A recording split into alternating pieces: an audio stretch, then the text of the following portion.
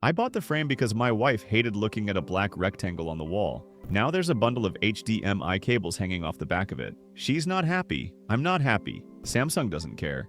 That was posted 2 weeks ago in a Samsung community forum, and it captures something that got buried under all the glossy press releases about Samsung's 2026 TV refresh. Because while everyone was talking about the new glare-free coating and lower prices on the Frame Pro, Samsung made a change to the standard frame TV that fundamentally undercuts the reason most people buy the thing in the first place. They removed the One Connect box from every standard frame model between 55 and 85 inches. If that doesn't immediately register as a problem, let me explain why it should. And why this one quiet hardware decision reveals a bigger pattern in how Samsung is treating its most popular lifestyle TV. For anyone who hasn't been following the frame lineup, here's the quick version. The One Connect box has been a core feature of the frame since practically the beginning.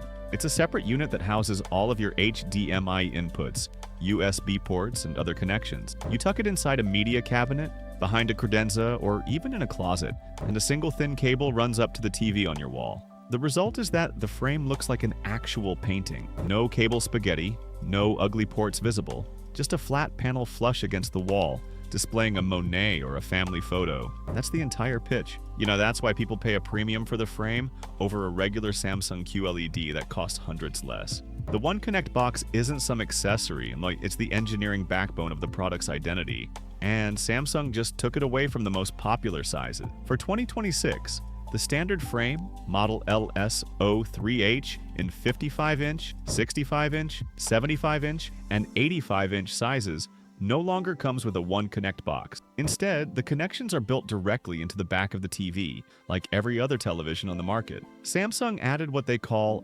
backstopper that let you tilt the TV slightly away from the wall to access the ports without fully unmounting it, which sure is a practical improvement for plugging things in, but it completely defeats the purpose of a TV that's supposed to look like a framed piece of art. The only standard frame models that still include the One Connect box are the 43-inch and 50-inch versions. If you want the cable-free installation at 55 inches or larger, Samsung says the answer is simple. Buy the Frame Pro, which starts at $1,999 for a 65-inch. That's Samsung's solution. Pay more. One owner on a Samsung community thread summed it up. So they took the thing that made the frame different and locked it behind the Pro tier. That's not an upgrade. That's a ransom note. Let me put some numbers around why this matters. The frame has been one of Samsung's most successful TV products since it launched back in 2017. The most commonly purchased sizes are 55-inch and 65-inch, the exact models that just lost the One Connect box. These are the TVs people buy for living rooms, dining rooms, and bedrooms where aesthetics are the top priority. The standard frame has historically sat in the $1,300 to $2,000 range depending on size. Samsung hasn't announced 2026 pricing for the standard models yet.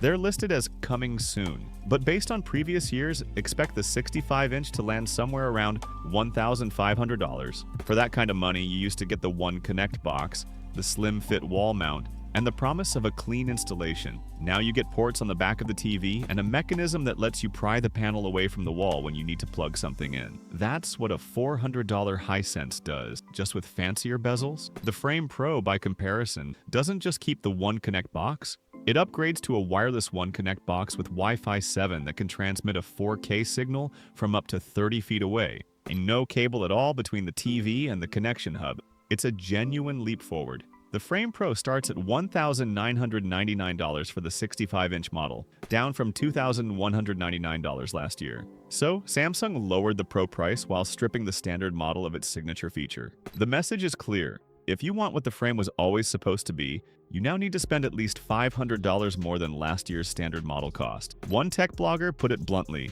Samsung didn't remove the One Connect box. They just moved it to a higher price bracket and called it innovation. And here's where it gets a little more frustrating. This isn't happening in a vacuum. Samsung has been slowly widening the gap between the standard frame and the Frame Pro ever since the Pro launched in 2025. Last year, and the split was mainly about picture quality.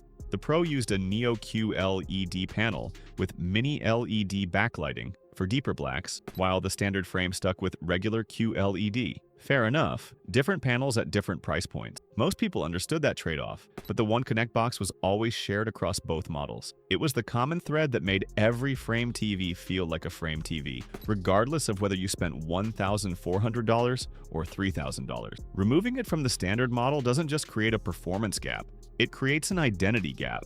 The 2026 standard frame is now a regular TV with art mode and a nice bezel. The Frame Pro is the actual art TV, and Samsung is banking on the fact that most buyers won't realize the difference until the TV is already mounted on their wall and they're staring at an HDMI cable they can't hide. And one interior designer who regularly specifies frame TVs for clients shared this reaction. I've recommended the frame for 5 years because it solved the cable problem. Now I have to tell clients they need the Pro version for what used to come standard. That's a harder conversation, especially when they've already budgeted for the regular model. Now, to be fair, Samsung does deserve some credit for what they've done with the Frame Pro this year. Lowering the price by $200 to $400 depending on the size is a genuinely consumer-friendly move. The 65-inch Frame Pro at $1,999 is competitive. It's actually in the same ballpark as Samsung's own S90H OLED at that size, though you're getting very different technology. The wireless One Connect box with Wi-Fi 7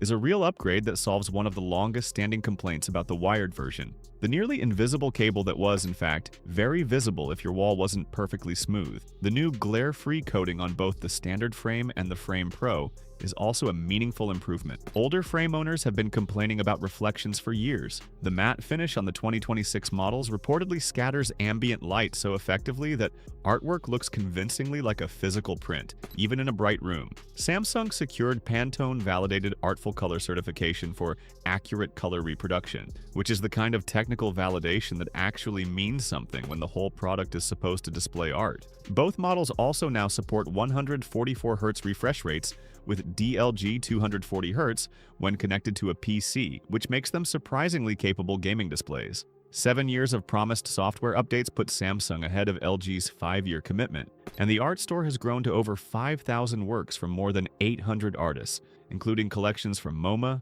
Art Basel, and the Art Institute of Chicago. You get 30 curated pieces per month for free, or the full catalog for $5 per month. Those are all genuine improvement. None of them changes the fact that Samsung gutted the cable management system on the version most people actually buy. And that brings us to the art store because there's another cost layer here that a lot of first-time frame buyers don't see coming. Samsung's art store subscription runs $5 per month or $50 per year. That's on top of the TV purchase price. Without the subscription, you get a rotating selection of 30 free artworks per month. With it, you unlock the full library. Here's what bugs people. Samsung forums are full of complaints about the art store subscription system glitching. Owners report paying for a subscription and then getting locked out with the TV displaying a renew membership screen, even though they're already subscribed. One user wrote, "My subscription has been broken for 5 months. Samsung support told me it was a known issue. 5 months later, still broken. I'm paying for a service I literally cannot use." Another posted, "Called Samsung 3 times about my art store not working. Got transferred back and forth between departments. One rep didn't even know what the art store was. You finally got an email address to report the issue. Never heard back." The subscription itself isn't unreasonable. $50 a year for access to thousands of curated artworks is fair. But when the system doesn't work reliably, and Samsung's customer support can't fix it, you're paying a premium for a TV whose defining feature is art display, and you can't display the art. That's a problem. Now layer that on top of the One Connect box removal and the bezel pricing. Those customizable magnetic frames that make the frame look like an actual painting cost $150 to $250 extra and don't come in the box. The TV arrives in plain black plastic, so the real cost of a 65-inch standard frame that looks like the one in Samsung's marketing photos is something closer to $1,700 to $1,800 once you add the bezel and the art store subscription, and you still have cables visible on the wall. So what should you actually do with this information? If you're set on the frame experience, the real one, where the TV disappears into your wall with no visible cables, the 2026 Frame Pro at $1,999 for 65 inches is honestly your best option. It's cheaper than last year, the wireless One Connect box is a significant upgrade, and the Neo QLED panel with mini LED backlighting produces noticeably better contrast than the standard QLED. Yes, it's more money than the standard frame, but it's the only version that actually delivers on the promise Samsung built this entire product line around. If you're looking at the standard 2026 frame, understand what you're getting. It's a good-looking TV with art mode, glare-free technology, and decent picture quality. Yeah, but it no longer solves the cable problem. If that trade-off works for you, maybe you have a media console directly below the TV and the cables won't be visible, then the standard frame can still make sense. Just go in with realistic expectations. And if you're on a tighter budget, here's an option nobody's talking about. Last year's 2025 frame models are heading into clearance territory as the new lineup takes over. If you can find a 2025 frame with the One Connect box still included at a discount, that might be the smartest buy of the bunch. You lose the new glare-free coating, but you keep the clean installation that made the frame worth buying in the first place. One more thing worth watching. Ascendis launched the Canvas TV in early 2026 as a direct frame competitor.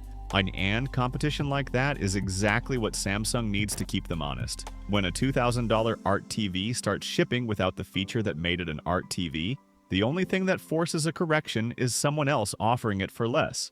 Here's the takeaway. Samsung didn't remove a feature from the frame. They removed the feature, the one engineering decision that separated the frame from every other flat screen on the market.